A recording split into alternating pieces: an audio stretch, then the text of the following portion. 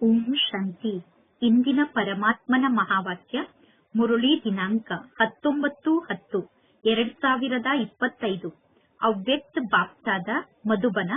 Revise 31/3/2007.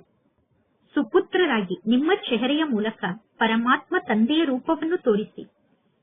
ನಿರ್ಮಾಣದ ಕಾರ್ಯವನ್ನು ಮಾಡುವುದರ ಜೊತೆಗೆ, ಅಂದರೆ ಸೇವೆಯನ್ನು ಮಾಡುವುದರ ಜೊತೆಗೆ, ನಿರ್ಮಲ ವಾಣಿ ಮತ್ತು ನಮ್ರ ಸ್ಥಿತಿಯ ಬ್ಯಾಲೆನ್ಸ್ ಅನ್ನು ಇಟ್ಟುಕೊಳ್ಳಿ.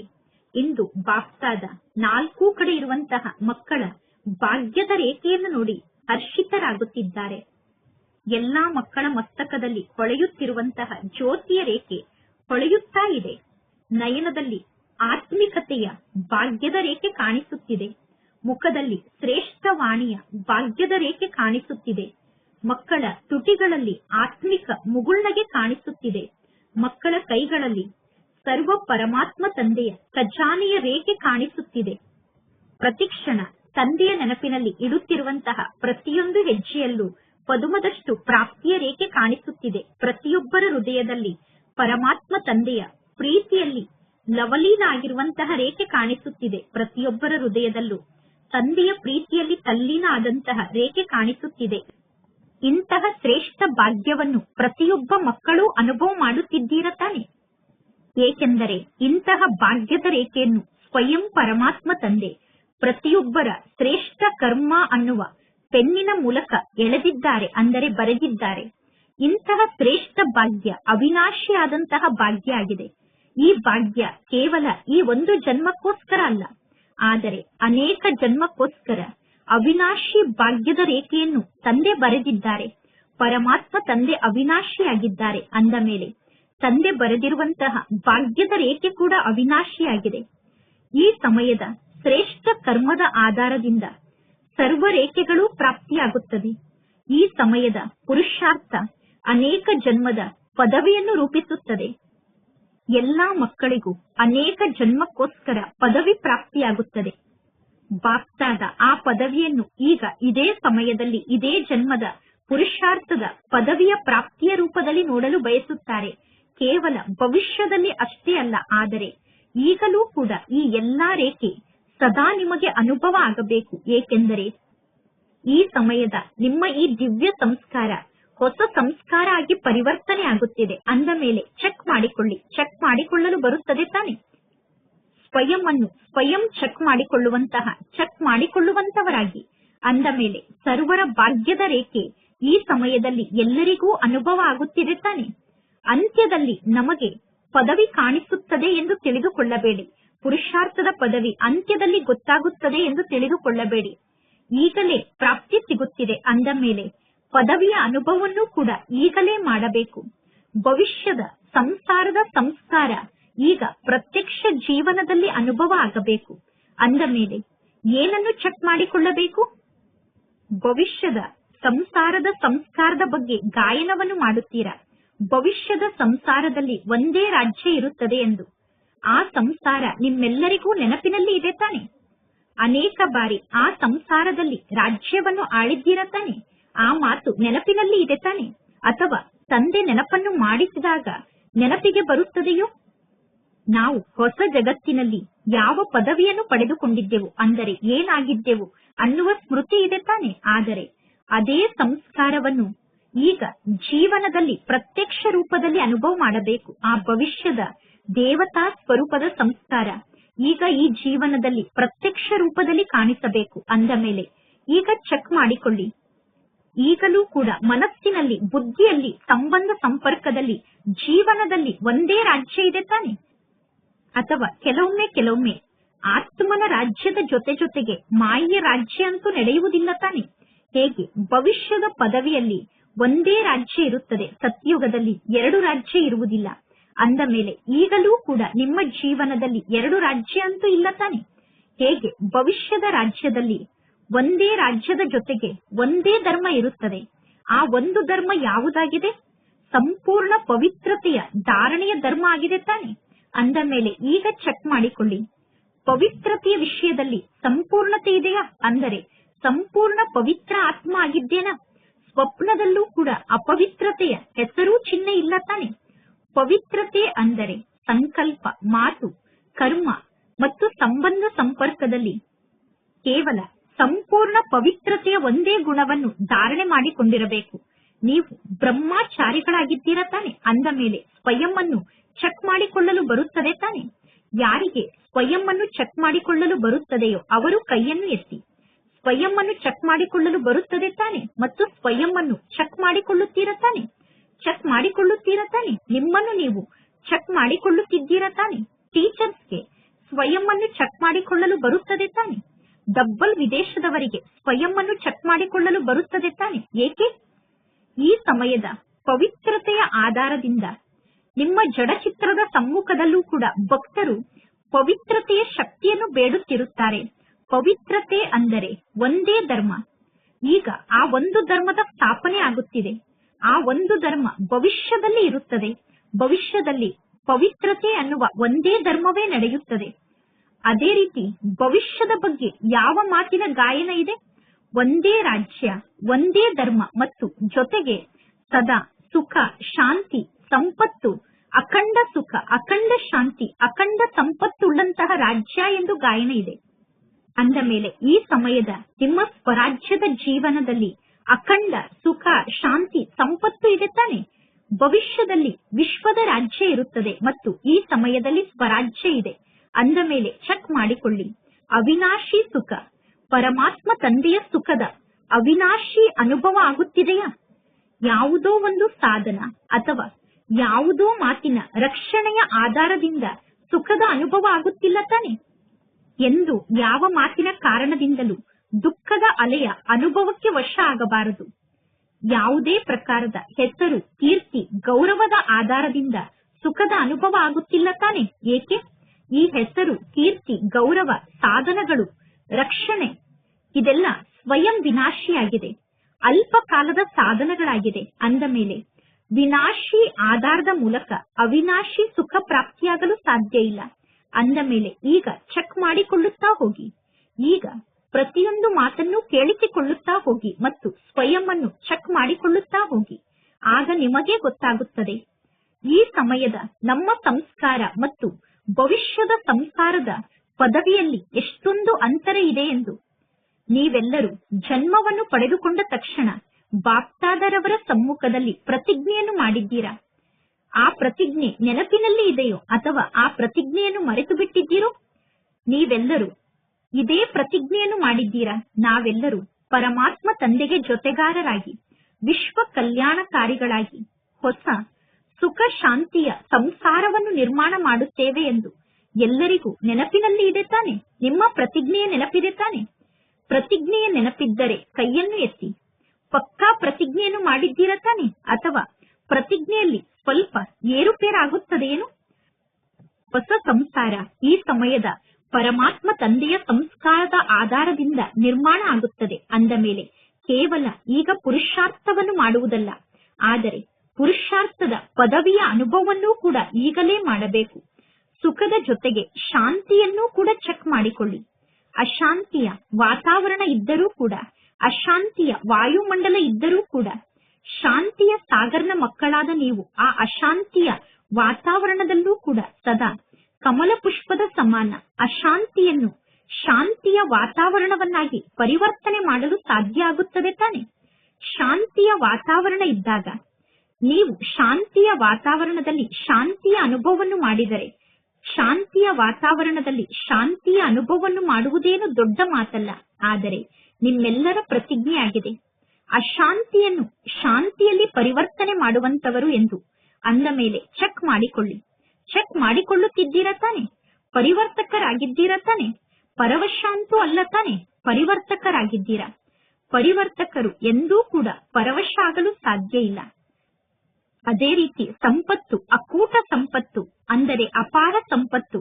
ಸ್ವರಾಜ್ಯ ಅಧಿಕಾರಿಗಳ ಜೀವನದಲ್ಲಿ ಸಂಪತ್ತು ಏನಾಗಿದೆ? ಜ್ಞಾನ, ಗುಣ ಮತ್ತು ಶಕ್ತಿ. ಸ್ವರಾಜ್ಯ ಅಧಿಕಾರಿಗಳ ಈ ಸಮಯದ ಸಂಪತ್ತಾಗಿದೆ. ಅಂದ ಮೇಲೆ ಚೆಕ್ ಮಾಡಿಕೊಳ್ಳಿ. ಜ್ಞಾನದ ಸಂಪೂರ್ಣ ವಿಸ್ತಾರದ ಸಾರವನ್ನು ಸ್ಪಷ್ಟವಾಗಿ ಅರ್ಥ ಮಾಡಿಕೊಂಡಿದ್ದೀರಾ ತಾನೆ? ಜ್ಞಾನದ ಅರ್ಥ ಕೇವಲ ಭಾಷಣವನ್ನು ಮಾಡುವುದಷ್ಟೇ ಅಲ್ಲ, ಕೋರ್ಸ್ ಅನ್ನು ಕೊಡುವುದಷ್ಟೇ ಅಲ್ಲ. ಜ್ಞಾನದ ಅರ್ಥವೇ ಆಗಿದೆ ತಿಳುವಳಿಕೆ, ಅಂದ ಮೇಲೆ ಪ್ರತಿಯೊಂದು ಸಂಕಲ್ಪವನ್ನು, ಪ್ರತಿಯೊಂದು ಕರ್ಮವನ್ನು, ಪ್ರತಿಯೊಂದು ಮಾತನ್ನು ಜ್ಞಾನ ಅಂದರೆ ತಿಳುವಳಿಕೆ ಉಳ್ಳವರಾಗಿ, ಜ್ಞಾನ ಸ್ವರೂಪರಾಗಿ ಮಾಡುತ್ತಿದ್ದೀರ ತಾನೆ. ಸರ್ವ ಗುಣಗಳು ಪ್ರತ್ಯಕ್ಷ ಜೀವನದಲ್ಲಿ ಪ್ರಕಟ ರೂಪದಲ್ಲಿ ಇರುತ್ತದೆ ತಾನೆ. ಸರ್ವ ಗುಣಗಳು ಪ್ರತ್ಯಕ್ಷ ಜೀವನದಲ್ಲಿ ಪ್ರಕಟ ಆಗಿದೆ ತಾನೆ. ಸರ್ವ ಗುಣಗಳು ನಿಮ್ಮ ಜೀವನದಲ್ಲಿ ಪ್ರತ್ಯಕ್ಷ ಆಗಿದೆಯೋ ಅಥವಾ ನಿಮ್ಮ ಶಕ್ತಿಗನುಸಾರವಾಗಿ ಯಥಾಶಕ್ತಿ ಗುಣಗಳು ಪ್ರತ್ಯಕ್ಷ ಆಗಿದೆಯೋ, ಅದೇ ರೀತಿ ಸರ್ವ ಶಕ್ತಿಗಳು ನಿಮ್ಮ ಜೀವನದಲ್ಲಿ ಪ್ರತ್ಯಕ್ಷ ರೂಪದಲ್ಲಿ ಇದೆ ತಾನೆ. ನಿಮ್ಮೆಲ್ಲರ ಬಿರುದೇ ಆಗಿದೆ ಮಾಸ್ಟರ್ ಸರ್ವಶಕ್ತಿವಂತ ಎಂದು. ಕೇವಲ ಶಕ್ತಿವಂತರಲ್ಲ, ಅಂದ ಮೇಲೆ ಸರ್ವ ಶಕ್ತಿಯಿಂದ ಸಂಪನ್ನ ಆಗಿದ್ದೀರ ತಾನೆ. ಮತ್ತು ಎರಡನೇ ಮಾತು ಅಂದರೆ ಸರ್ವ ಶಕ್ತಿಯನ್ನು ಸಮಯಕ್ಕೆ ಸರಿಯಾಗಿ ಕಾರ್ಯದಲ್ಲಿ ಬಳಸುತ್ತೀರ ತಾನೆ. ಸಮಯಕ್ಕೆ ಸರಿಯಾಗಿ ಶಕ್ತಿ ಪ್ರತ್ಯಕ್ಷ ಆಗುತ್ತದೆ ತಾನೆ, ಅಥವಾ ಸಮಯ ಸಮಾಪ್ತಿಯಾದ ನಂತರ ಶಕ್ತಿ ನೆನಪಿಗೆ ಬರುತ್ತದೆ ಏನು? ಅಂದ ಮೇಲೆ ಈಗ ಚೆಕ್ ಮಾಡಿಕೊಳ್ಳಿ, ಮೂರೂ ಮಾತನ್ನೂ ಚೆಕ್ ಮಾಡಿಕೊಳ್ಳಿ. ಒಂದೇ ರಾಜ್ಯ, ಒಂದೇ ಧರ್ಮ ಮತ್ತು ಅವಿನಾಶಿ ಸುಖ, ಶಾಂತಿ, ಸಂಪತ್ತು ಸದಾ ಜೀವನದಲ್ಲಿ ಇದೆ ತಾನೆ. ಏಕೆಂದರೆ ಹೊಸ ಸಂಸಾರದಲ್ಲಿ ಈ ಎಲ್ಲಾ ಮಾತಿನ ಅನುಭವವನ್ನು ಮಾಡಲು ಸಾಧ್ಯ ಇಲ್ಲ. ಈಗ ಸ್ವರಾಜ್ಯಕ್ಕೆ ಅಧಿಕಾರಿ ಆದಂತಹ ಈ ಸಮಯದಲ್ಲಿ ಈ ಎಲ್ಲಾ ಮಾತಿನ ಅನುಭವವನ್ನು ಮಾಡಬಹುದು. ಹೊಸ ಸಂಸಾರದಲ್ಲಿ ಈ ಮಾತಿನ ಅನುಭವ ಆಗುವುದಿಲ್ಲ. ಈಗ ಈ ಎಲ್ಲಾ ಮಾತಿನ ಅನುಭವವನ್ನು ಮಾಡಬಹುದು. ಈ ಸಮಯದ ಈ ಸಂಸ್ಕಾರ ಸತ್ಯುಗದಲ್ಲಿ ಪ್ರಕಟ ಆಗುತ್ತದೆ. ಅನೇಕ ಜನ್ಮದವರೆಗೂ ಪದವಿಯ ರೂಪದಲ್ಲಿ ಇದೇ ಸಂಸ್ಕಾರ ಇರುತ್ತದೆ. ಅಂದ ಮೇಲೆ ಎಂದೂ ಈ ರೀತಿ ತಿಳಿದುಕೊಳ್ಳುವುದಿಲ್ಲ ತಾನೆ. ಧಾರಣೆಯನ್ನು ಮಾಡಿಕೊಳ್ಳುತ್ತಿದ್ದೇವೆ, ಧಾರಣೆ ಆಗುತ್ತದೆ, ಅಂತ್ಯದವರೆಗೂ ನಾವು ಸಂಪನ್ನ ಆಗುತ್ತೇವೆ ಎಂದು ತಿಳಿದುಕೊಳ್ಳುವುದಿಲ್ಲ ತಾನೆ. ಬಾಪ್ತಾದ ಮೊದಲೇ ಸೂಚನೆಯನ್ನು ನೀಡಿದ್ದಾರೆ. ಬಹಳ ಕಾಲದ ಈ ಸಮಯದ ಅಭ್ಯಾಸ ಬಹಳ ಕಾಲದ ಪ್ರಾಪ್ತಿಗೆ ಆಧಾರ ಆಗಿದೆ. ಅಂತ್ಯದಲ್ಲಿ ನಾವು ತಯಾರಾಗುತ್ತೇವೆ ಎಂದು ಯೋಚನೆಯನ್ನು ಮಾಡಬೇಡಿ. ಅಂತ್ಯದಲ್ಲಿ ಆಗುತ್ತದೆ, ಅಂತ್ಯದಲ್ಲಿ ನಾವು ಸಂಪನ್ನ ಆಗಲೇಬೇಕು ಎಂದು ವಿಚಾರವನ್ನು ಮಾಡಬೇಡಿ. ಏಕೆ? ಸ್ವರಾಜ್ಯದ ಅಧಿಕಾರ ಏನಿದೆಯೋ ಆ ಅಧಿಕಾರವನ್ನು ಪ್ರಾಪ್ತಿ ಮಾಡಿಕೊಳ್ಳಲು ಈಗ ಬಹಳ ಸಮಯದ ಅಭ್ಯಾಸ ಇರಬೇಕು. ಒಂದು ವೇಳೆ ಈ ಒಂದು ಜನ್ಮದಲ್ಲಿ ನೀವು ಅಧಿಕಾರಿ ಆಗಲು ನಿಮಗೆ ಸಾಧ್ಯ ಆಗದೇ ಇದ್ದರೆ, ಈ ಒಂದು ಜನ್ಮದಲ್ಲಿ ನೀವು ಅಧೀನರಾದರೆ ಅನೇಕ ಜನ್ಮದವರೆಗೂ ಹೇಗೆ ಅಧಿಕಾರಿ ಆಗುತ್ತೀರಾ? ಆದ್ದರಿಂದ ಬಾಪ್ತಾದ ಈಗ 4 ಕಡೆ ಇರುವಂತಹ ಮಕ್ಕಳಿಗೆ ಬಾರಿ ಬಾರಿಗೂ ಸೂಚನೆಯನ್ನು ನೀಡುತ್ತಿದ್ದಾರೆ. ಈಗ ಸಮಯ ತೀವ್ರ ಗತಿಯಿಂದ ಮುಂದೆ ಹೋಗುತ್ತಿದೆ. ಆದ್ದರಿಂದ ಎಲ್ಲಾ ಮಕ್ಕಳು ಈಗ ಕೇವಲ ಪುರುಷಾರ್ಥಿಗಳಾಗುವುದಷ್ಟೇ ಅಲ್ಲ, ಆದರೆ ತೀವ್ರ ಪುರುಷಾರ್ಥಿಯಾಗಿ ಪುರುಷಾರ್ಥದ ಪದವಿಯನ್ನು ಈಗ ಬಹಳ ಸಮಯದವರೆಗೂ ಅನುಭವ ಮಾಡಬೇಕು. ತೀವ್ರ ಪುರುಷಾರ್ಥದ ಸಂಕೇತವನ್ನು ಬಾಪ್ತಾದ ಮೊದಲೇ ತಿಳಿಸಿದ್ದಾರೆ. ತೀವ್ರ ಪುರುಷಾರ್ಥಿಗಳು ಸದಾ ಮಾಸ್ಟರ್ ದಾತ ಆಗಿರುತ್ತಾರೆ. ತೀವ್ರ ಪುರುಷಾರ್ಥಿಗಳು ಪಡೆದುಕೊಳ್ಳುವಂತವರಾಗಿರುವುದಿಲ್ಲ, ದೇವತೆ ಆಗಿರುತ್ತಾರೆ, ಅಂದರೆ ಕೊಡುವಂತವರಾಗಿರುತ್ತಾರೆ. ಈ ರೀತಿ ಆಗಬೇಕು, ಆಗ ನಾನು ಪುರುಷಾರ್ಥವನ್ನು ಮಾಡುತ್ತೇನೆ. ಇವರು ಮಾಡಿ ತೋರಿಸಲಿ, ಆಗ ನಾನು ಮಾಡಿ ತೋರಿಸುತ್ತೇನೆ. ಇವರು ಬದಲಾದರೆ ನಾನು ಬದಲಾಗುತ್ತೇನೆ. ಇವರು ಬದಲಾಗಲಿ, ಇವರು ಮಾಡಲಿ ಎಂದು ವಿಚಾರವನ್ನು ಮಾಡುವುದು ದಾತಾತನದ ಲಕ್ಷಣ ಅಲ್ಲ. ಯಾರು ಬೇಕಾದರೆ ಮಾಡಲಿ ಅಥವಾ ಮಾಡದೇ ಇರಲಿ, ಆದರೆ ನಾನು ಬಾಪ್ತಾದರವರ ಸಮಾನ ಮಾಡಿ ತೋರಿಸಬೇಕು. ಬ್ರಹ್ಮ ತಂದೆಯ ಸಮಾನ ಮಾಡಿ ತೋರಿಸಬೇಕು. ಸಾಕಾರದಲ್ಲಿ ಬ್ರಹ್ಮ ತಂದೆಯನ್ನು ನೋಡಿದ್ದೀರ ತಾನೆ. ಮಕ್ಕಳು ಮಾಡಿದರೆ ನಾನು ಮಾಡುತ್ತೇನೆ ಎಂದು ಎಂದೂ ಬ್ರಹ್ಮ ತಂದೆ ಹೇಳಲಿಲ್ಲ. ನಾನು ಮಾಡಿ ಮಕ್ಕಳ ಮೂಲಕ ಮಾಡಿಸುತ್ತೇನೆ ಎಂದು ಬ್ರಹ್ಮ ತಂದೆ ಹೇಳಿದರು. ಇನ್ನು ಎರಡನೇ ಸಂಕೇತ ಅಂದರೆ ತೀವ್ರ ಪುರುಷಾರ್ಥಿಗಳ ಎರಡನೇ ಸಂಕೇತ ಅಂದರೆ ಸದಾ ನಮ್ರರಾಗಿ ಇರುವುದು. ಕಾರ್ಯವನ್ನು ಮಾಡುತ್ತಿದ್ದರೂ ಕೂಡ ನಮ್ರರಾಗಿ ಇರಬೇಕು. ನಿರ್ಮಾಣದ ಕಾರ್ಯವನ್ನು ಮಾಡಬೇಕು, ಅಂದರೆ ನಿರ್ಮಾಣದ ಸೇವೆಯನ್ನು ಮಾಡಬೇಕು. ನಿರ್ಮಾಣದ ಕಾರ್ಯ ಮತ್ತು ನಮ್ರತೆ ಎರಡೂ ಗುಣಗಳ ಬ್ಯಾಲೆನ್ಸ್ ಇರಬೇಕು. ಏಕೆ? ನಮ್ರರಾಗಿ ಕಾರ್ಯವನ್ನು ಮಾಡುವುದರಿಂದ ಸರ್ವರ ಮೂಲಕ ಮನಸ್ಸಿನ ಸ್ನೇಹ ಪ್ರಾಪ್ತಿಯಾಗುತ್ತದೆ, ಮನಸ್ಸಿನ ಆಶೀರ್ವಾದ ಪ್ರಾಪ್ತಿಯಾಗುತ್ತದೆ. ಬಾಪ್ತಾದರವರು ನೋಡಿದರು, ನಿರ್ಮಾಣದ ಕಾರ್ಯ ಅಂದರೆ ಸೇವಾ ಕ್ಷೇತ್ರದಲ್ಲಿ ವರ್ತಮಾನ ಸಮಯದಲ್ಲಿ ಎಲ್ಲರೂ ಬಹಳಷ್ಟು ಉಮಂಗುತ್ಸಾಹದಿಂದ ಸೇವೆಗೋಸ್ಕರ ಹೊಸ ಹೊಸ ಪ್ಲಾನ್ ಅನ್ನು ರೂಪಿಸುತ್ತಿದ್ದಾರೆ. ಅದಕ್ಕೋಸ್ಕರ ಬಾಪ್ತಾದ 4 ಕಡೆ ಇರುವಂತಹ ಮಕ್ಕಳಿಗೆ ಶುಭಾಶಯವನ್ನು ತಿಳಿಸುತ್ತಿದ್ದಾರೆ. ಬಾಪ್ತಾದರವರ ಬಳಿ ನಿರ್ಮಾಣದ ಕಾರ್ಯವನ್ನು ಮಾಡುವಂತಹ ಬಹಳ ಒಳ್ಳೊಳ್ಳೆಯ ಪ್ಲಾನ್ ಬಂದಿದೆ.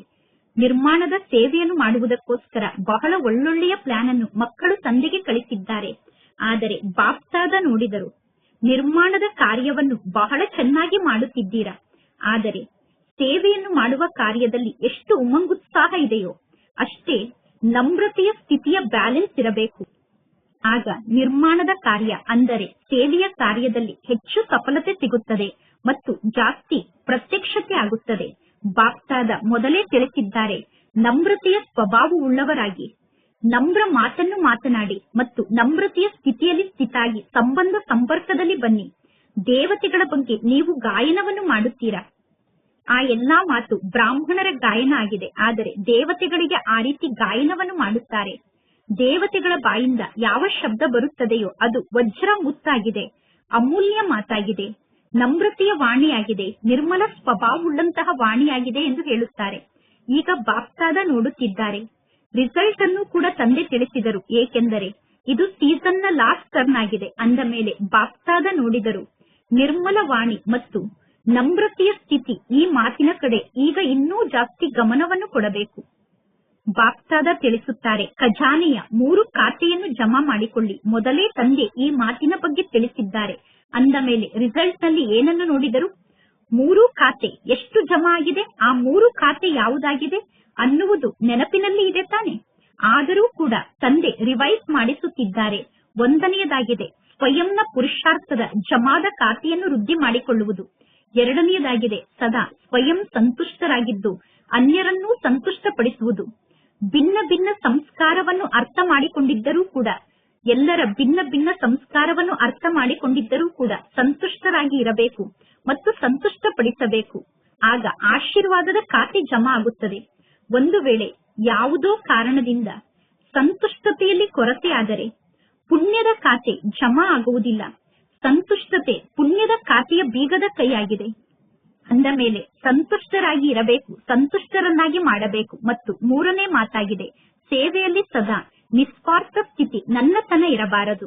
ನಾನು ಮಾಡಿದೆ, ನನ್ನ ಜೀವನದಲ್ಲಿ ಈ ರೀತಿ ಆಗಬೇಕು, ನನಗೆ ಈ ಪ್ರಾಪ್ತಿ ಸಿಗಬೇಕು. ಈ ನಾನು ಮತ್ತು ನನ್ನತನ ಅನ್ನುವಂಥದ್ದು ಯಾವಾಗ ಸೇವೆಯಲ್ಲಿ ಸೇರಿಕೊಳ್ಳುತ್ತದೆಯೋ ಆಗ ಸೇವೆಯ ಮೂಲಕ ಪುಣ್ಯದ ಖಾತೆ ಜಮಾ ಆಗುವುದಿಲ್ಲ. ನನ್ನತನ ಅನ್ನುವ ಮಾತಿನ ಅನುಭವಿ ಆಗಿದ್ದೀರಾ, ನನ್ನತನದ ಅನುಭವ ಇದೆ. ರಾಯಲ್ ರೂಪದ ನನ್ನತನ ನಿಮ್ಮಲ್ಲಿ ಬಹಳಷ್ಟು ಇದೆ. ರಾಯಲ್ ರೂಪದ ನನ್ನತನದ ಲಿಸ್ಟ್ ಸಾಧಾರಣ ನನ್ನತನಕ್ಕಿಂತ ಬಹಳ ಉದ್ದವಾದ ಲಿಸ್ಟ್ ಆಗಿದೆ. ಅಂದ ಮೇಲೆ ಎಲ್ಲಿ ನಾನು ಮತ್ತು ನನ್ನದು ಅನ್ನುವ ಸ್ವಾರ್ಥ ಇರುತ್ತದೆಯೋ, ಎಲ್ಲಿ ನಾನು ಮತ್ತು ನನ್ನದು ಅನ್ನುವ ಸ್ವಾರ್ಥ ಬರುತ್ತದೆಯೋ, ಎಲ್ಲಿ ನಿಸ್ವಾರ್ಥ ಸ್ಥಿತಿ ಇಲ್ಲವೋ ಅಲ್ಲಿ ಪುಣ್ಯದ ಖಾತೆ ಕಡಿಮೆ ಜಮಾ ಆಗುತ್ತದೆ. ನನ್ನತನದ ಲಿಸ್ಟ್ ನ ಬಗ್ಗೆ ಪುನಃ ಇನ್ನೊಮ್ಮೆ ತಿಳಿಸುತ್ತೇನೆ. ನನ್ನತನದ ಲಿಸ್ಟ್ ಬಹಳ ದೊಡ್ಡ ಲಿಸ್ಟ್ ಆಗಿದೆ ಮತ್ತು ಬಹಳ ಸೂಕ್ಷ್ಮವಾದ ಲಿಸ್ಟ್ ಆಗಿದೆ. ಅಂದ ಮೇಲೆ ಬಾಪ್ತಾದ ನೋಡಿದರು, ಸ್ವಯಂನ ಪುರುಷಾರ್ಥದಿಂದ ಯಥಾಶಕ್ತಿಗನುಸಾರವಾಗಿ ಎಲ್ಲರೂ ತಮ್ಮ ತಮ್ಮ ಖಾತೆಯನ್ನು ಜಮಾ ಮಾಡಿಕೊಳ್ಳುತ್ತಿದ್ದಾರೆ. ಆದರೆ ಆಶೀರ್ವಾದದ ಖಾತೆ ಮತ್ತು ಪುಣ್ಯದ ಖಾತೆಯನ್ನು ಈಗಲೂ ಕೂಡ ತುಂಬಿಕೊಳ್ಳುವ ಅವಶ್ಯಕತೆ ಇದೆ. ಆದ್ದರಿಂದ 3 ಖಾತೆಯನ್ನು ಜಮಾ ಮಾಡಿಕೊಳ್ಳುವ ಮಾತಿನ ಕಡೆ ಗಮನವನ್ನು ಕೊಡಿ. ವಿಭಿನ್ನ ಪ್ರಕಾರದ ಸಂಸ್ಕಾರ ಈಗಲೂ ಕೂಡ ಎಲ್ಲರಲ್ಲೂ ಕಾಣಿಸುತ್ತಿದೆ. ಎಲ್ಲರ ಸಂಸ್ಕಾರ ಇನ್ನೂ ಸಂಪನ್ನ ಸಂಸ್ಕಾರ ಆಗಿಲ್ಲ. ಆದರೆ ನಮ್ಮ ಮೇಲೆ ಅನ್ಯರ ದುರ್ಬಲ ಸಂಸ್ಕಾರ, ಅವಗುಣದ ಸಂಸ್ಕಾರದ ಪ್ರಭಾವ ಆಗಬಾರದು. ನಾನು ಮಾಸ್ಟರ್ ಸರ್ವಶಕ್ತಿವಂತ ಆಗಿದ್ದೇನೆ. ದುರ್ಬಲ ಸಂಸ್ಕಾರ ಉಳ್ಳಂತವರು ಶಕ್ತಿಶಾಲಿ ಆತ್ಮರಾಗಲು ಸಾಧ್ಯ ಇಲ್ಲ. ಮಾಸ್ಟರ್ ಸರ್ವಶಕ್ತಿವಂತ ಆತ್ಮನಾದ ನನ್ನ ಮೇಲೆ ದುರ್ಬಲ ಸಂಸ್ಕಾರದ ಪ್ರಭಾವ ಆಗಬಾರದು.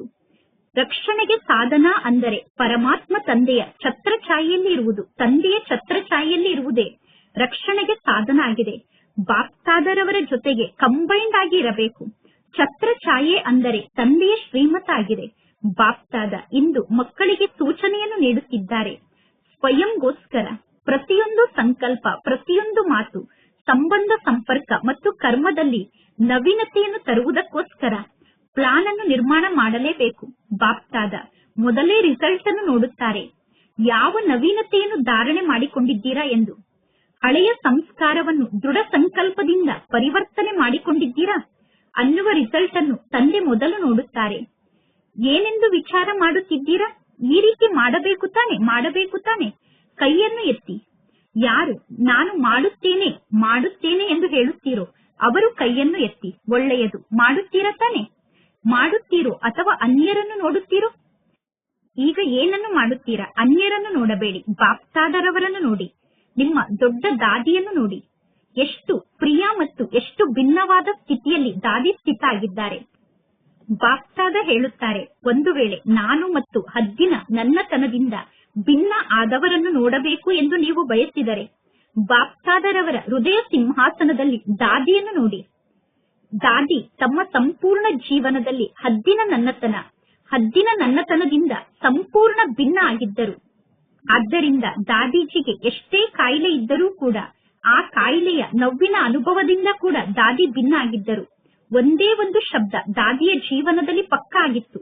ಯಾರಾದರೂ ದಾದಿ ನಿಮಗೆ ಸ್ವಲ್ಪ ನೋವಾಗುತ್ತಿದೆಯೇ ಎಂದು ಕೇಳಿದರೆ, ದಾದಿ ನಿಮಗೆ ಏನಾದರೂ ಆಗುತ್ತಿದೆಯೇ ಎಂದು ಯಾರಾದರೂ ಕೇಳಿದರೆ ದಾದಿಯ ಮೂಲಕ ಯಾವ ಉತ್ತರ ಸಿಗುತ್ತಿತ್ತು? ನನಗೆ ಏನೂ ಆಗುತ್ತಿಲ್ಲ ಎಂದು ದಾದಿ ಹೇಳುತ್ತಿದ್ದರು. ಏಕೆಂದರೆ ನಿಸ್ವಾರ್ಥ ಮನಸ್ಸುಳ್ಳವರು ದಾದಿಯಾಗಿದ್ದರು ಮತ್ತು ದಾದಿಯ ಮನಸ್ಸು ದೊಡ್ಡ ಮನಸ್ಸು, ಅಂದರೆ ವಿಶಾಲ ಹೃದಯ ಆಗಿತ್ತು. ಸರ್ವರಿಗೂ ಗೌರವವನ್ನು ನೀಡುವಂತವರು ದಾದಿಯಾಗಿದ್ದರು, ಸರ್ವರಿಗೂ ಪ್ರಿಯ ಆಗಿದ್ದರು. ಈ ಎಲ್ಲಾ ಸಂಕೇತವನ್ನು ದಾದಿಯ ಜೀವನದಲ್ಲಿ ಪ್ರತ್ಯಕ್ಷದಲ್ಲಿ ನೀವೆಲ್ಲರೂ ನೋಡಿದ್ದೀರಾ. ಅಂದ ಮೇಲೆ ಬ್ರಹ್ಮ ತಂದೆಯ ಬಗ್ಗೆ ಯಾವಾಗ ಮಾತನಾಡುತ್ತೀರೋ ಆಗ ಎಲ್ಲರೂ ಹೇಳುತ್ತೀರಾ, ಬ್ರಹ್ಮ ತಂದೆಯ ತನುವಿನಲ್ಲಿ ಶಿವ ತಂದೆ ಇದ್ದರು ಎಂದು. ಆದರೆ ದಾದಿ ನಿಮ್ಮೆಲ್ಲರ ಜೊತೆಗೆ ಪ್ರಭುವಿನ ಪಾಲನೆಯನ್ನು ಪಡೆದುಕೊಳ್ಳುತ್ತಿದ್ದರು, ಶಿಕ್ಷಣವನ್ನು ಕಲಿಯುತ್ತಿದ್ದರು, ಸೇವೆಯಲ್ಲೂ ನಿಮಗೆ ಜೊತೆಗಾರರಾಗಿದ್ದರು. ಅಂದ ಮೇಲೆ ಒಬ್ಬರು ಈ ರೀತಿ ತಯಾರಾಗಲು ಸಾಧ್ಯ ಇದೆ ತಾನೆ? ನಿಸ್ವಾರ್ಥ ಸ್ಥಿತಿಯಲ್ಲಿ ಸ್ಥಿತ ಆದರೆ ಎಲ್ಲರೂ ಈ ರೀತಿ ದಾದಿಯಂತೆ ತಯಾರಾಗಲು ಸಾಧ್ಯ ತಾನೆ? ಬಾಪ್ತಾದರವರಿಗೆ ನಿಶ್ಚಯ ಇದೆ, ನೀವೇ ಈ ರೀತಿ ತಯಾರಾಗುವಂತವರಾಗಿದ್ದೀರಾ. ಅನೇಕ ಬಾರಿ ನೀವೇ ತಯಾರಾಗಿದ್ದೀರಾ. ನಿಮಗೆ ಎಷ್ಟು ಬಾರಿ ನಾವು ಆ ರೀತಿ ತಯಾರಾಗಿದ್ದೇವೆ ಅನ್ನುವುದು ನೆನಪಿನಲ್ಲಿ ಇದೆ ತಾನೆ? ಅನೇಕ ಕಲ್ಪದಲ್ಲಿ ತಂದೆಯ ಸಮಾನ ಆಗಿದ್ದೀರಾ. ಈಗಲೂ ಕೂಡ ನೀವೇ ತಂದೆಯ ಸಮಾನ ಆಗುವಂತವರಾಗಿದ್ದೀರಾ. ಇದೇ ಉತ್ಸಾಹ ಮತ್ತು ಇದೇ ಉಮಂಗ್ನಿಂದ ಮೇಲೆ ಹಾರುತ್ತಾ ಇರಿ. ಬಾಪ್ತಾದರವರಿಗೆ ನಿಮ್ಮ ಬಗ್ಗೆ ನಿಶ್ಚಯ ಇದೆ. ಅಂದ ಮೇಲೆ ಸ್ವಯಂನ ಬಗ್ಗೆ ಸ್ವಯಂ ಸದಾ ನಿಶ್ಚಯ ಬುದ್ಧಿ ಉಳ್ಳವರಾಗಬೇಕು. ಈ ರೀತಿ ನಿಶ್ಚಯ ಬುದ್ಧಿ ಉಳ್ಳವರಾಗಿ ಹಾರುತ್ತಾ ಇರಿ. ಪರಮಾತ್ಮ ತಂದೆಯ ಬಗ್ಗೆ ನಿಮಗೆ ಪ್ರೀತಿ ಇದೆ. ಪ್ರೀತಿಯ ವಿಷಯದಲ್ಲಿ 100%ಗಿಂತ ಜಾಸ್ತಿ ಪಾಸ್ ಆಗಿದ್ದೀರಾ. 100%ಗಿಂತ ಜಾಸ್ತಿ ತಂದೆಯ ಬಗ್ಗೆ ಪ್ರೀತಿ ಇದೆ ತಾನೆ? ಇದು ಸರಿಯಾದ ಮಾತಾಗಿದೆ ತಾನೆ? ಯಾರೆಲ್ಲ ಇಲ್ಲಿ ಕುಳಿತಿದ್ದೀರೋ, ಯಾರೆಲ್ಲ ನಿಮ್ಮ ನಿಮ್ಮ ಸ್ಥಾನದಲ್ಲಿ ಕುಳಿತು ತಂದೆಯ ಶಬ್ದವನ್ನು ಕೇಳುತ್ತಿದ್ದೀರೋ, ನಿಮ್ಮ ಸ್ಥಾನದಲ್ಲಿ ಕುಳಿತು ತಂದೆಯನ್ನು ನೋಡುತ್ತಿದ್ದೀರೋ, ಪ್ರೀತಿಯ ಸಬ್ಜೆಕ್ಟ್ ನಲ್ಲಿ ಎಲ್ಲರೂ 100ಕ್ಕೆ 100% ನಾನು ಪಾಸ್ ಆಗಿದ್ದೇನೆ ಎಂದು ತಿಳಿದುಕೊಂಡಿದ್ದೀರಾ ತಾನೆ? ಯಾರಿಗೆ ತಂದೆಯ ಬಗ್ಗೆ 100% ಪ್ರೀತಿ ಇದೆಯೋ ಅವರು ಕೈಯನ್ನು ಎತ್ತಿ. 100% ಎಲ್ಲರೂ ಕೈಯನ್ನು ಎತ್ತಿದರು. ಒಳ್ಳೆಯದು. ಹಿಂದೆ ಕುಳಿತಿರುವಂತವರು ಉದ್ದವಾದ ಕೈಯನ್ನು ಎತ್ತಿ, ಕೈಯನ್ನು ಅಲುಗಾಡಿಸಿ. ಈ ದಿನ 22,000ಕ್ಕಿಂತ ಹೆಚ್ಚು ಜನ ಸೋದರ ಸೋದರಿಯರು ಮಧುಬನಕ್ಕೆ ಬಂದು ತಲುಪಿದ್ದಾರೆ. ಈಗ ಈ ಮಾತಿನಲ್ಲಿ ಎಲ್ಲರೂ ಕೈಯನ್ನು ಎತ್ತಿದರು. ಅಂದ ಮೇಲೆ ಪ್ರೀತಿಯ ಸಂಕೇತವೇ ಆಗಿದೆ ಸಮಾನ ಆಗುವುದು. ಯಾರ ಬಗ್ಗೆ ಪ್ರೀತಿ ಇರುತ್ತದೆಯೋ ಅವರು ಹೇಗೆ ಮಾತನಾಡುತ್ತಾರೋ ಅದೇ ರೀತಿ ಮಾತನಾಡಬೇಕು. ಅವರು ಹೇಗೆ ನಡೆದುಕೊಳ್ಳುತ್ತಾರೋ ಅದೇ ರೀತಿ ವರ್ತನೆಯನ್ನು ಮಾಡಬೇಕು. ಅಂದರೆ ಅದೇ ರೀತಿ ನಡೆದುಕೊಳ್ಳಬೇಕು. ಅವರ ಸಮಾನ ಸಂಬಂಧ ಸಂಪರ್ಕವನ್ನು ನಿಭಾಯಿಸಬೇಕು. ಇದೇ ಪ್ರೀತಿಯ ಸಂಕೇತ ಆಗಿದೆ.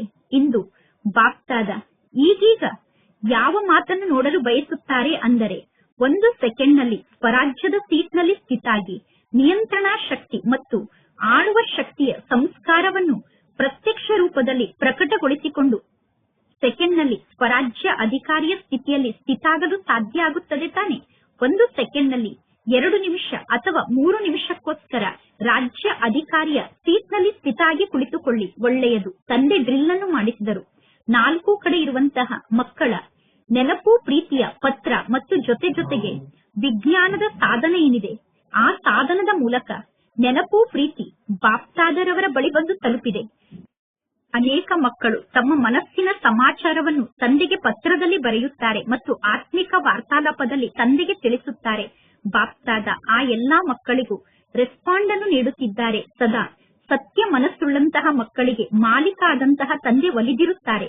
ಮನಸ್ಸಿನ ಆಶೀರ್ವಾದ ಮತ್ತು ಮನಸ್ಸಿನ ಪ್ರೀತಿ ಬಾಪ್ತಾದ ವಿಶೇಷ ಆತ್ಮರಿಗೆ ಸದಾ ನೀಡುತ್ತಾರೆ.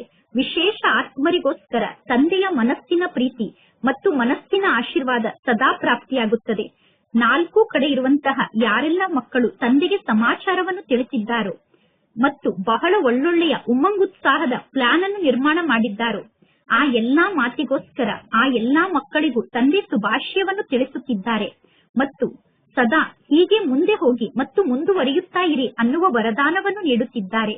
ನಾಲ್ಕು ಕಡೆ ಇರುವಂತಹ ಬಾಪ್ತಾದರವರ ಕೋಟಿಯಲ್ಲಿ ಕೆಲವರಲ್ಲಿ ಕೆಲವರಾದಂತಹ ಶ್ರೇಷ್ಠ ಭಾಗ್ಯಶಾಲಿ ಮಕ್ಕಳಿಗೆ ಬಾಪ್ತಾದರವರ ವಿಶೇಷ ನೆನಪು ಪ್ರೀತಿ. ಬಾಪ್ತಾದ ಎಲ್ಲಾ ಮಕ್ಕಳ ಸಾಹಸ ಮತ್ತು ಉಮಂಗುತ್ಸಾಹವನ್ನು ನೋಡಿ ಮಕ್ಕಳಿಗೆ ಶುಭಾಶಯವನ್ನು ತಿಳಿಸುತ್ತಿದ್ದಾರೆ. ಮುಂದೆ ತೀವ್ರ ಪುರುಷಾರ್ಥಿಯಾಗುವಂತಹ ಮಾತಿಗೋಸ್ಕರ ಆಶೀರ್ವಾದವನ್ನು ನೀಡುತ್ತಿದ್ದಾರೆ. ಬ್ಯಾಲೆನ್ಸ್ ನ ಸ್ಥಿತಿಯಲ್ಲಿ ಸ್ಥಿತ ಆಗುವುದಕ್ಕೋಸ್ಕರ ಪದುಮ ಗುಣದಷ್ಟು ಆಶೀರ್ವಾದವನ್ನು ನೀಡುತ್ತಿದ್ದಾರೆ. ಎಲ್ಲರ ಭಾಗ್ಯದ ನಕ್ಷತ್ರ ಸದಾ ಹೊಳೆಯುತ್ತಿರಬೇಕು ಮತ್ತು ಅನ್ಯರ ಭಾಗ್ಯವನ್ನು ಬೆಳಗಿಸುತ್ತಾ ಇರಬೇಕು. ಅದಕ್ಕೋಸ್ಕರ ತಂದೆ ಎಲ್ಲರಿಗೂ ಆಶೀರ್ವಾದವನ್ನು ನೀಡುತ್ತಿದ್ದಾರೆ.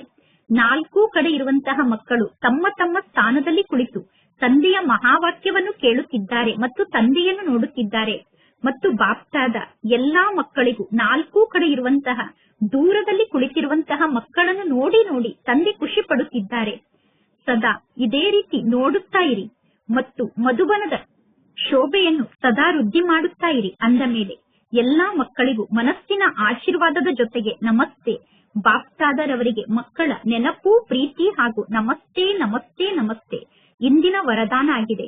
ಗಮನ ಅನ್ನುವ ಎಣ್ಣೆಯ ಮೂಲಕ ಆತ್ಮಿಕ ಸ್ವರೂಪದ ನಕ್ಷತ್ರದ ಹೊಳಪನ್ನು ವೃದ್ಧಿ ಮಾಡಿಕೊಳ್ಳುವಂತಹ ಆಕರ್ಷಣಾ ಮೂರ್ತಿಯಾಗಿ ಯಾವಾಗ ತಂದೆಯ ಮೂಲಕ ಜ್ಞಾನದ ಮೂಲಕ ಆತ್ಮಿಕ ಸ್ವರೂಪದ ನಕ್ಷತ್ರ ಹೊಳೆಯುತ್ತಿದೆಯೋ ಆ ಹೊಳೆಯುತ್ತಿರುವಂತಹ ನಕ್ಷತ್ರ ಎಂದು ನಂದಿ ಹೋಗಲು ಸಾಧ್ಯ ಇಲ್ಲ. ಆದರೆ ನಕ್ಷತ್ರದ ಪರ್ಸೆಂಟೇಜ್ ಕಡಿಮೆ ಆಗುತ್ತದೆ ಮತ್ತು ಜಾಸ್ತಿ ಆಗುತ್ತದೆ. ಈ ನಕ್ಷತ್ರ ಸದಾ ಹೊಳೆಯುತ್ತಿರಬೇಕು. ನಕ್ಷತ್ರ ಸದಾ ಹೊಳೆಯುತ್ತಿದ್ದರೆ ಎಲ್ಲರನ್ನೂ ಆಕರ್ಷಣೆ ಮಾಡುತ್ತದೆ. ಯಾವಾಗ ಪ್ರತಿದಿನ ಅಮೃತ ವೇಳೆಯ ಸಮಯದಲ್ಲಿ ಗಮನ ಅನ್ನುವ ಎಣ್ಣೆಯನ್ನು ಹಾಕುತ್ತೀರೋ, ಹೇಗೆ ದೀಪಕ್ಕೆ ಎಣ್ಣೆಯನ್ನು ಹಾಕುತ್ತಾರೆ, ಎಣ್ಣೆಯನ್ನು ಹಾಕಿದಾಗ ದೀಪ ಏಕರಸವಾಗಿ ಉರಿಯುತ್ತದೆ, ಅದೇ ರೀತಿ ಸಂಪೂರ್ಣ ಸ್ಥಿತಿಯ ಕಡೆ ಗಮನವನ್ನು ಕೊಡಬೇಕು. ಅಂದರೆ ತಂದೆಯಲ್ಲಿರುವಂತಹ ಸರ್ವಗುಣ ಅಥವಾ ಸರ್ವಶಕ್ತಿಯನ್ನು ಸ್ವಯಂನಲ್ಲಿ ಧಾರಣೆ ಮಾಡಿಕೊಳ್ಳಬೇಕು. ಈ ಮಾತಿನ ಗಮನದ ಮೂಲಕ ಆಕರ್ಷಣಾ ಮೂರ್ತಿ ಆಗುತ್ತೀರಾ. ಇಂದಿನ ಸ್ಲೋಗನ್ ಆಗಿದೆ, ಬೇಹದ್ದಿನ ವೈರಾಗ್ಯ ವೃತ್ತಿಯ ಮೂಲಕ ಸಾಧನೆ ಅನ್ನುವ ಬೀಜವನ್ನು ಪ್ರತ್ಯಕ್ಷಗೊಳಿಸಿ. ಬೇಹದ್ದಿನ ವೈರಾಗ್ಯ ವೃತ್ತಿಯ ಮೂಲಕ ನಿಮ್ಮ ಸಾಧನೆಯ ಬೀಜವನ್ನು ಪ್ರತ್ಯಕ್ಷಗೊಳಿಸಿ. ಇಂದಿನ ಅವ್ಯಕ್ತ ಸೂಚನೆ ಆಗಿದೆ, ಸ್ವಯಂಗೋಸ್ಕರ ಮತ್ತು ಸರ್ವರಿಗೋಸ್ಕರ ಮನಸ್ಸಿನ ಮೂಲಕ ಯೋಗದ ಶಕ್ತಿಯನ್ನು ಪ್ರಯೋಗ ಮಾಡಿ. ಯೋಗದ ಶಕ್ತಿಯನ್ನು ಜಮಾ ಮಾಡಿಕೊಳ್ಳುವುದಕ್ಕೋಸ್ಕರ ಕರ್ಮ ಮತ್ತು ಯೋಗದ ಬ್ಯಾಲೆನ್ಸ್ ಅನ್ನು ವೃದ್ಧಿ ಮಾಡಿಕೊಳ್ಳಿ. ಕರ್ಮವನ್ನು ಮಾಡುತ್ತಿದ್ದರೂ ಕೂಡ ಶಕ್ತಿಶಾಲಿ ಯೋಗದ ಸ್ಥಿತಿಯಲ್ಲಿ ಸ್ಥಿತಾಗಿ ಶಕ್ತಿಶಾಲಿ ಯೋಗದ ಅಭ್ಯಾಸವನ್ನು ವೃದ್ಧಿ ಮಾಡಿಕೊಳ್ಳಿ. ಹೇಗೆ ಸೇವೆಗೋಸ್ಕರ ಹೊಸ ಹೊಸ ಸಂಶೋಧನೆಯನ್ನು ಮಾಡುತ್ತೀರಾ, ಅದೇ ರೀತಿ ಈ ವಿಶೇಷ ಅನುಭವಗಳ ಅಭ್ಯಾಸವನ್ನು ಮಾಡುವುದಕ್ಕೋಸ್ಕರ ಸಮಯವನ್ನು ಮಾಡಿಕೊಳ್ಳಿ ಮತ್ತು ಜೀವನದಲ್ಲಿ ನವೀನತೆಯನ್ನು ಧಾರಣೆ ಮಾಡಿಕೊಂಡು ಸರ್ವರ ಮುಂದೆ ಉದಾಹರಣಾ ಸ್ವರೂಪರಾಗಿ. ಇಂದಿನ ಸೂಚನೆಯಾಗಿದೆ, ಇಂದು ತಿಂಗಳ 3ನೇ ಭಾನುವಾರ ಆಗಿದೆ. ಎಲ್ಲಾ ರಾಜಯೋಗಿ ತಪಸ್ವಿ ಸೋದರ ಸೋದರಿಯರು ಸಂಜೆ 6:30ರಿಂದ 7:30ರವರೆಗೆ ವಿಶೇಷವಾಗಿ ಯೋಗದ ಅಭ್ಯಾಸ ಸಮಯದಲ್ಲಿ ಮಾಸ್ಟರ್ ಸರ್ವಶಕ್ತಿವಂತ ಆತ್ಮನ ಶಕ್ತಿಶಾಲಿ ಸ್ವರೂಪದ ಸ್ಥಿತಿಯಲ್ಲಿ ಸ್ಥಿತಾಗಿ ಪ್ರಕೃತಿ ಸಹಿತವಾಗಿ ಸರ್ವ ಆತ್ಮರಿಗೂ ಪವಿತ್ರತೆಯ ಕಿರಣವನ್ನು ನೀಡಿ ಮತ್ತು ಎಲ್ಲರನ್ನೂ ಸತೋ ಪ್ರಧಾನರನ್ನಾಗಿ ಮಾಡುವಂತಹ ಸೇವೆಯನ್ನು ಮಾಡಿ. ಒಳ್ಳೆಯದು. ಓಂ ಶಾಂತಿ.